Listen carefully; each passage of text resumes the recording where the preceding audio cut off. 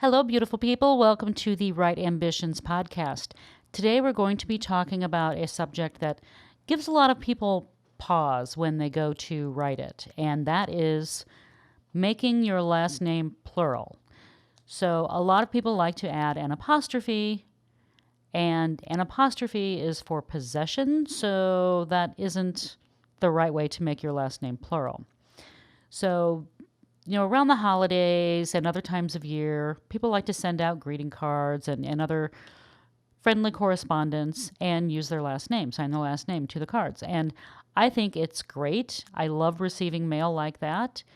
It's a much better surprise in the mailbox than bills or junk mail or anything else. So I'm all for it.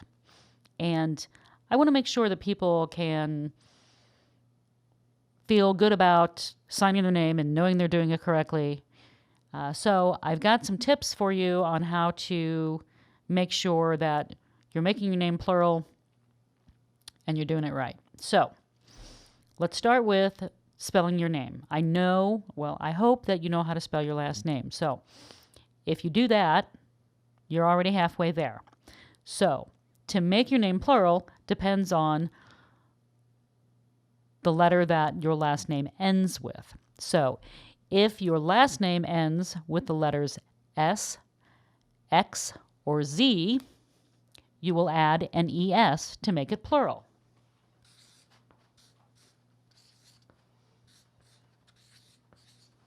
So if your last name is Jones, Jones, you add an ES to the end of that, and you get Joneses, plural, from the Joneses. If your last name is Fox, Fox, add an ES, and you're the Foxes. And if it ends in Z, as in Gomez, Gomez, add an ES, and you are the Gomezes. Now, there is an exception, because this is the English language, and there are always exceptions to the English language, or any language for that matter, and that is with the letter X. So, if your last name ends in the letter X, but it is pronounced silently, so Devereaux, for example, then instead of adding an ES, you would just add an S, because the X is silent, so it's really acting more like a vowel. The last vowel you hear, or the last sound you hear, is an O, so you just add an S, and then you're the Devereaux, Devereaux. There, I retained something from French class. So that is how to make your last name plural if it ends in an S or an X or a Z.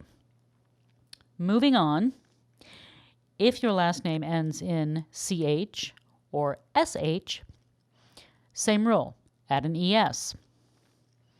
So, CH or SH. So again, there's an exception, and that's with CH. If your last name ends in CH, but it is pronounced with a hard K sound, as in the word monarch, for example, you would add an S instead of an ES. So, other than that, CH, SH, add an ES. Now, if your last name ends in a vowel, A-E-I-O-U, just add the letter S. If it ends in a Y, also just add the letter S. Y a lot of times acts like a vowel because it sounds like a vowel in a lot of instances. So you just add an S. We don't treat last names that end in Y the same way we treat other words that end in Y, like strawberry. So strawberry, to make it plural, you would add an IES. Well, you're not going to do that to your last name if it ends in Y, because that would be kind of strange. So just add an S if your last name starts with a vowel, A-E-I-O-U, or Y, and add an ES if it ends in S, X, Z, CH, or SH, except if the X is silent or the CH is pronounced with a hard K, in which case you just add an S. If this is all too much to remember, or you just don't want to be bothered with it, a lot of times what I do is just add the word family. So if my last name is Jones, I would write the Jones family.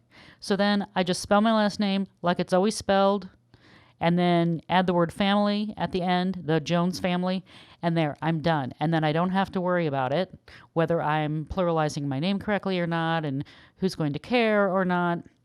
So that's a little trick I like to use. Also, I'd like to just point out that this is not a hill I'm willing to die on because, again, as I mentioned, I like to receive this kind of correspondence in the mail. I think it's wonderful, and acts of kindness are greatly appreciated, especially in this day and age. I think we can use more of it. So if you want to send me a card and you add an apostrophe to your last name, I'm not going to call you out on it. There are so many other things in the English language that bother me way more than this.